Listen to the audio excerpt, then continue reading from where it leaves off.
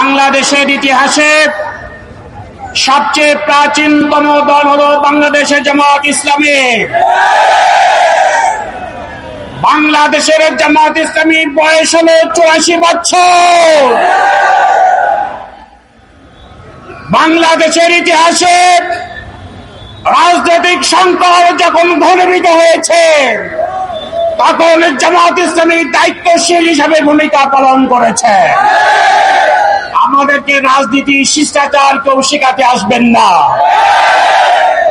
বরং জামাত ইসলামীর কাছে রাজনৈতিক নীতি নৈতিকতা শিষ্টাচার শেখার জন্য আপনাদেরকে আসতে হবে।